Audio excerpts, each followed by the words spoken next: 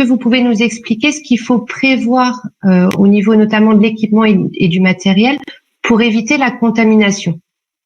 Tout à fait. Donc, au niveau des modes de mesure barrière, ce qui va être à privilégier, c'est le port d'une charlotte pour protéger les cheveux, et puis une protection qu'on va appeler nez-bouche, qui peut se présenter, comme je vous le disais à l'instant, soit par le biais d'un masque ou d'une visière, et surtout le respect des règles de distanciation. Mais à partir du moment où on ne peut plus respecter les règles de distanciation qui sont d'1 mètre, alors le port de la protection nez-bouche est impératif.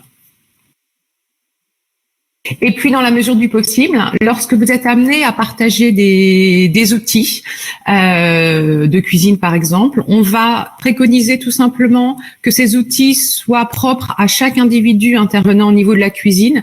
Si jamais vous êtes amené à partager vos outils, il est impératif de les décontaminer après chaque utilisation.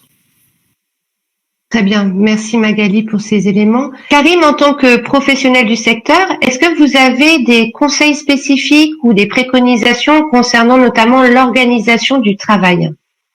Il faut absolument limiter les nombres de personnes dans les espaces de travail, notamment en cuisine.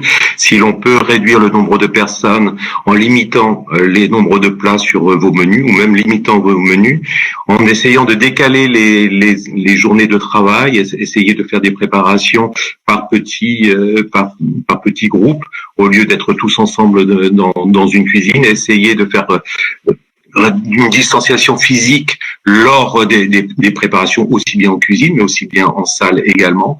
Et essayez de faire en sorte que vous soyez le minimum de personnes dans un même espace et de malgré tout, d'avoir une production qui soit nécessaire pour servir vos clients.